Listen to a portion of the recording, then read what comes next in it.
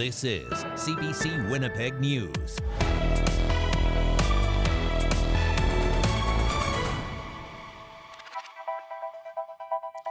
Good evening and thank you for joining us. Tuesday marks 1 year since a 19-year-old international student was shot and killed by Winnipeg police. And while his community and those who knew him are holding his memory close, the long wait for any bit of closure has been frustrating. The CBC's Gavin Axelrod reports. It is with aching hearts that we... This is Afolabi Stephen Opaso, a 19-year-old international student from Nigeria who loved music and dancing. He was fatally shot by Winnipeg police on New Year's Eve. It's 1 year down the road. It has not taken the anger and frustration away from me to know that this could have been avoided at all costs. It happened at an apartment near the University of Manitoba. Police responded to a well-being call about a possibly armed man acting erratically around 2:30 that afternoon. Winnipeg police say Opaso was armed with 2 knives when police shot him. His sister told CBC News earlier this year Opaso's roommates told her he was having a mental breakdown, and they called 911 so he could get help. Jean-René Dominic Quilu is the family's lawyer. He also says Opaso was having a mental health episode that day. This type of stuff shouldn't be happening, especially if it was a call for help. Alberta's Serious Incident Response Team was tapped for the investigation to avoid any perceived conflict of interest after a Manitoba Justice employee was found to be a close relative of a police officer involved in the shooting. A spokesperson in Alberta said in March the investigation was nearly done, but it could take months for autopsy results to get to its civilian director, who then decides whether charges should be laid. CBC News has reached out for an update. Quilu says he last spoke to an investigator in November. From what I understood, that they completed the investigation, but it is at the review stage, so we've been waiting. So I don't know how long that will take. That wait, agonizing for Manitoba's Nigerian community. A year down the line, no response is another slap in the face, to us in the community. A community that hopes the investigation helps inform how police can better respond to calls involving mental health. Gavin Axelrod, CBC News, Winnipeg. Now, Opaso's family echoed those calls for answers at a press conference today. His sister Yemisi spoke on behalf of the family. She says the long wait for accountability and justice has compounded their grief. She says she's been in touch with those investigating her brother's case. It's the same thing since March. And I check on him like every month, sometimes twice a week, but nothing. They do not have any information. It's always the same thing, nothing new. They're still reviewing all their findings. The family's lawyers say they've asked Alberta's police watchdog to consider all possible avenues in their investigation, including whether there was a racial component to how the officers responded. They also say they may consider civil action pending the results of the investigation. People in St. Norbert camped outside of LeMay Forest over the weekend to protest the removal of trees. Last week, the development company that owns the forest started chopping down trees on the property. Well, now residents are asking the city to step in and preserve what they say is sacred land. CBC's Mike Arsenault reports. When I opened my door in the morning, heard the chainsaws going. Justin Lamoureux could hear the sounds of the forest he loves being cut down from his window last Monday. LeMay Forest in St. Norbert is privately owned. A developer wants to build housing in the space, but the initial proposal was rejected by the city. Lamoureux was devastated to learn trees were being cut down anyway. There's nothing to be built right now, and yet the land's been cut down, and that really brought everyone to kind of join in. Close to 50 people, including neighbors and Indigenous elders, gathered along the road that leads to LeMay Forest Monday morning. A camp and tents were set up, a sacred fire was burning, and a drum ceremony was held. The protest aims to stop the developer from cutting down the 7-hectare forest. These are just some of the trees that have been cut down by Total Development Group in the last week, even though their proposal for development on this site was denied by the city. But a consultant for the group says this is private property, and they'll cut down trees as they see fit. Consultant for Total Development Group, John Winthrop, says nearly half a hectare of wooded area in LeMay Forest has been cleared. The surrounding neighbors being trying to also steal his land and think it's a private park for their use, and these trees are there for their benefit, and we're removing that. City Councillor for St. Norbert Seine River, Marcus Chambers, was at the Sacred Fire Monday morning. He was disappointed to see the developer moving ahead with tree clearing when no development plan had been approved. In the plans that the City of Winnipeg provided as a counter to the plans that the developer had provided, there was significant land that was supposed to be preserved.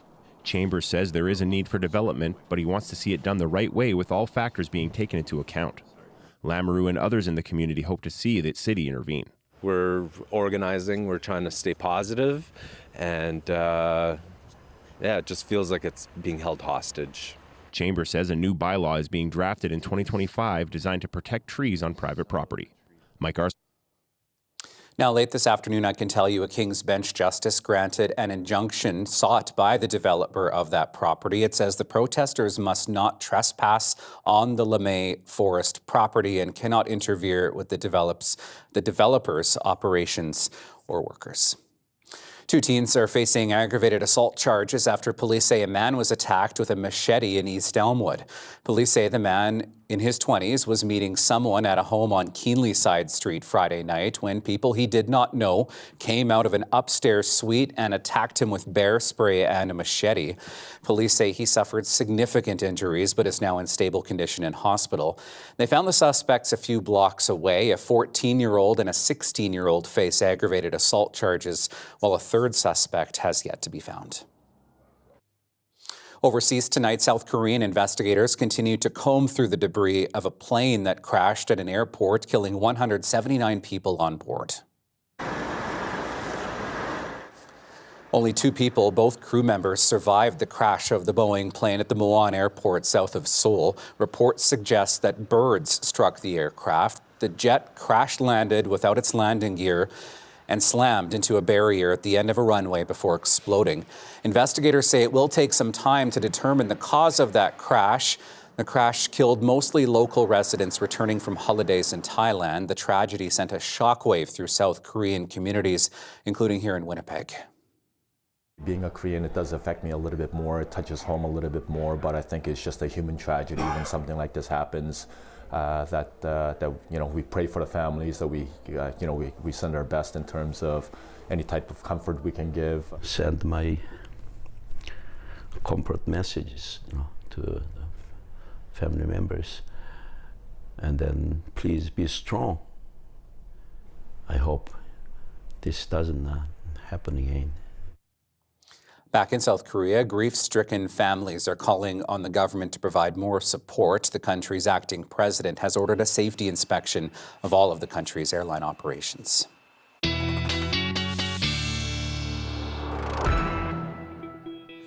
All right, let's have a look at your forecast now, starting with some video from around Osborne Village in the legislature of some of the fog today. Visibility at times 400 meters or less across southern Manitoba. Fog advisories in place for much of the day today as we saw this low cloud just kind of hanging around southern Manitoba. Let's have a look at our afternoon temperatures from today. As forecast, getting to -4 in Winnipeg, Winkler, Steinbach, Portage, also at -4 through the afternoon hours today. -5 in Brandon, also -4 in Thompson. We've been stuck under this cloud cover through much of the day today. A few flurries in some of this cloud cover, particularly in parts of northern Manitoba as well, and a few peaks of sunshine through extreme southern parts of the province throughout the afternoon today. And we can expect that cloud cover really to stay in place as we get through the next couple of days here. So as mentioned, a few flurries through parts of northern Manitoba. Offshore flow from Hudson Bay, that northwesterly flow really going to put a chill in the air as we get into Tuesday with some cloud cover. Peaks of sunshine, slight chance even in southern Manitoba that we could see a few flurries throughout the day on Tuesday into Wednesday, into New Year's Day. Yes, the cloud cover sticking around once again, although I think as we get later into the week, we'll start to see a few more peaks of sunshine. Certainly as we get toward the weekend, a little more sunshine as well. What we will feel is those northwesterly winds as we get through New Year's Eve. 20 gusting to 40 out of the northwest or out of the west through much of the afternoon tomorrow. So a bit of a breezy one on tap through the day. Tomorrow, especially around the Hudson Bay coast, looking at wind gusts 50, could even see some gusts in Churchill up to 60 throughout the day on Tuesday into Wednesday. So we are looking at some breezy conditions persisting. Overnight temperatures look like this: -9 in Winnipeg, -10 to -12 through western Manitoba with that cloud cover sticking around. Slight chance we could see a few more fog patches, particularly into northwestern Ontario, and a little bit of snow into northern Manitoba. -7 in Thompson tonight, -6 tomorrow afternoon, -6 in Winnipeg, a slight chance of flurries. As we get into New Year's Eve, temperature around -10 as we ring in the new year tomorrow evening. Slight chance of flurries. We will see northwest winds 20 gusting to 40, and then into New Year's Day we're looking at a high of -8 for Wednesday. Another mostly cloudy day, northwest winds 15 gusting to 30. Your 7-day forecast is still ahead. Also ahead tonight, we'll bring you more on how former U.S. President Jimmy Carter is being remembered and plans for his state funeral. Plus, the extra special memories some Winnipeg homeowners have of the late U.S. president. We'll be back right after this.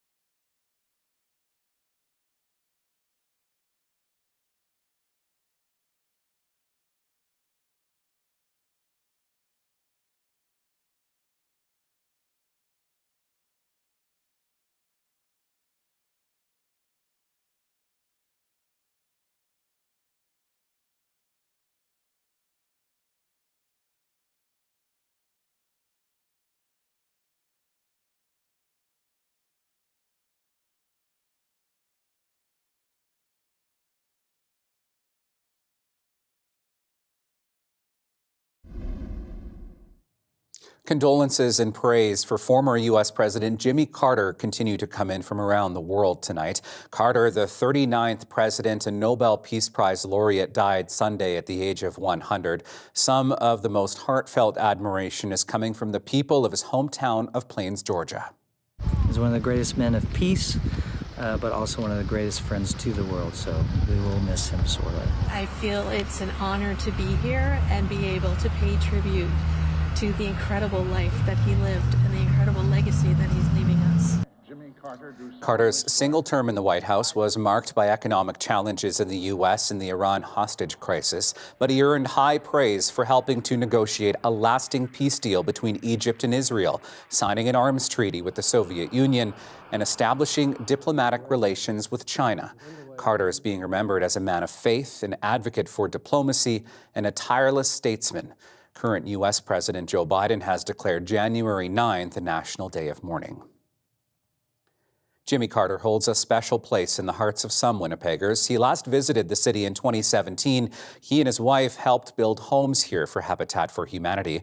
CBC's Zabina Ahmed spoke with one homeowner who met the late president as he helped build her home. Tavera Zeru moved to Winnipeg from Eritrea almost 10 years ago.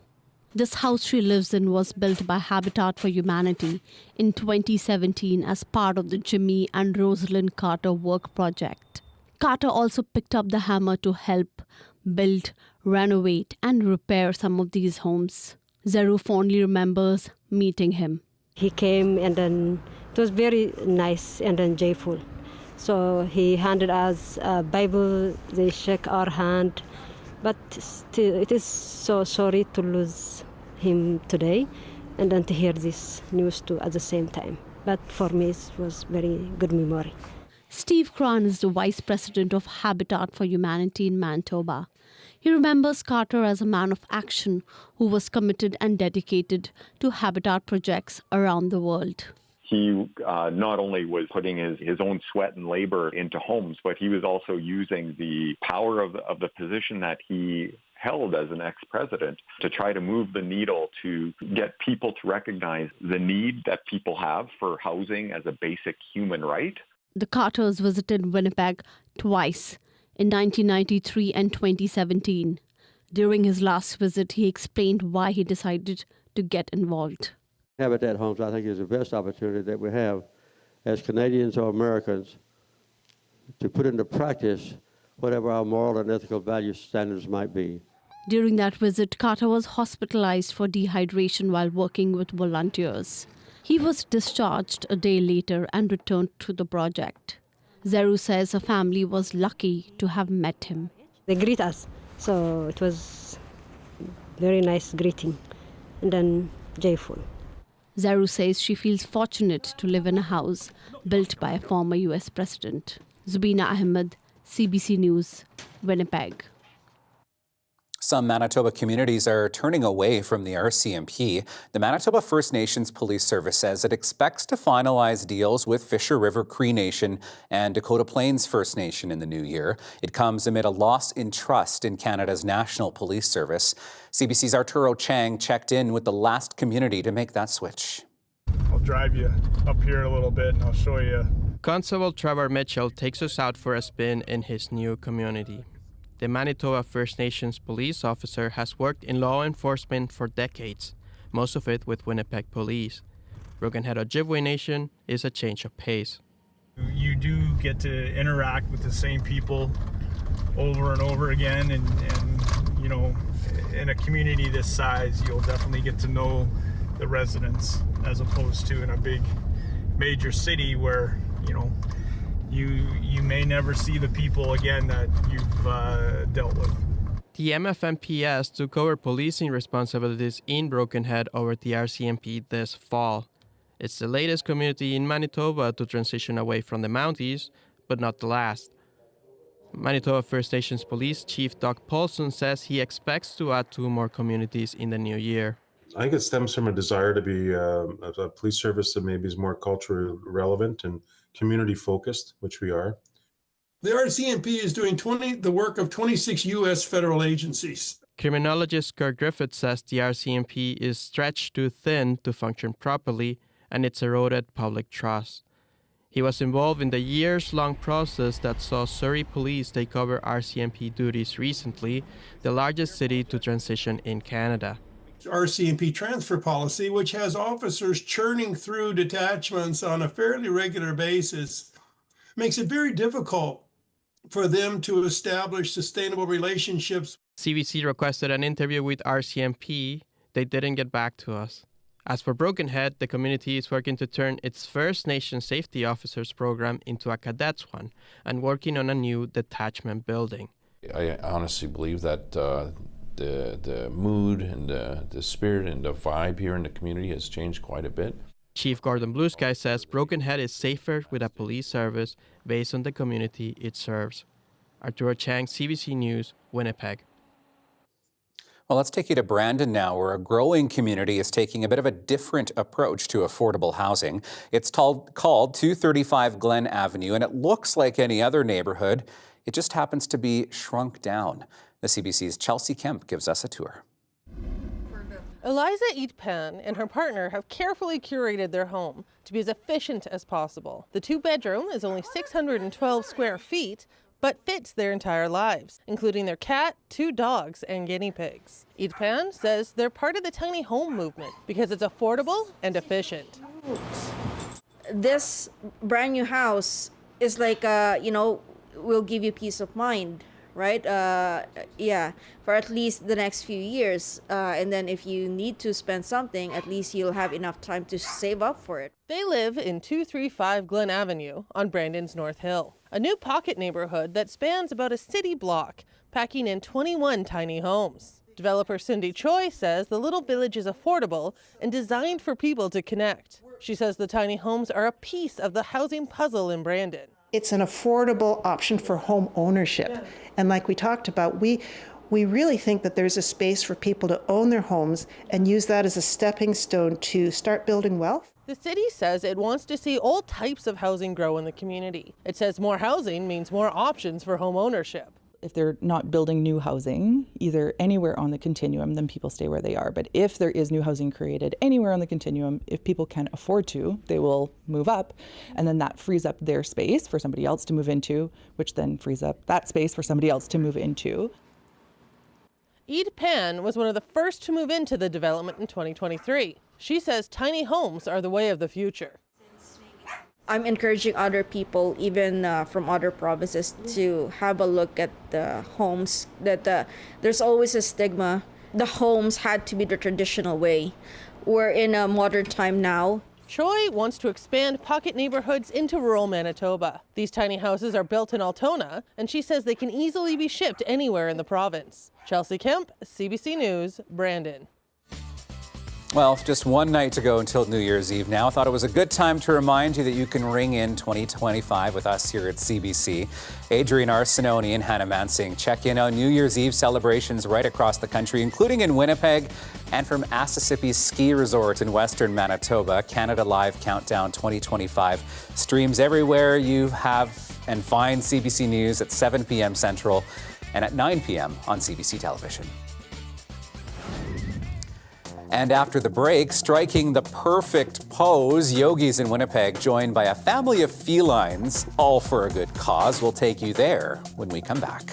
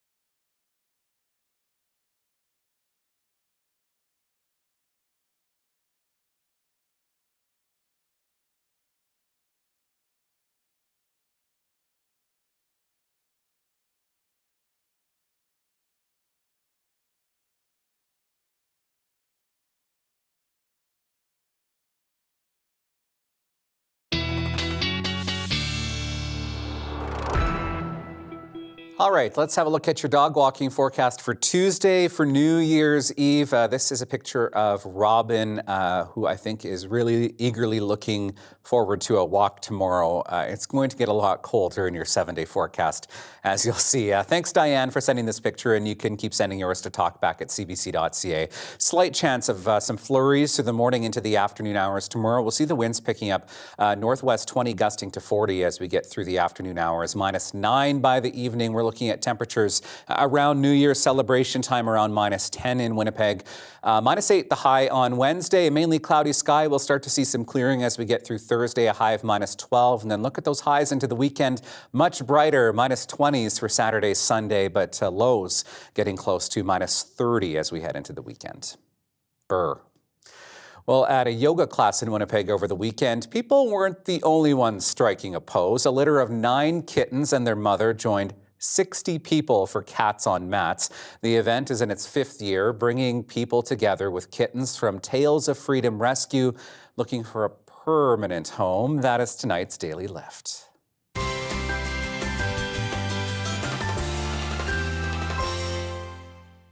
Reach up, tailbone reaches for the ceiling. The nemesis of the cat, the downward dog. So it's the 5th year of an event called Cats on Mats. It's an interactive yoga experience with adoptable cats and kittens from Tales of Freedom Rescue. We've got a whole family fostered here, so we've got the mama and her 9 kittens joining us.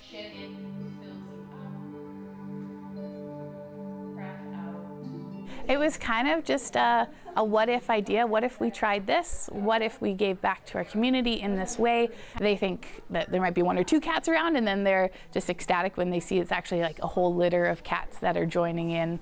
And for most people, it's more about the cat snuggles than the yoga stretch. Myself, I'm a cat person, so this is a fun time to get to come and see some cats that need some help. Class is always full. She does a good job at it, and I don't know, it's really fun to have the cats there.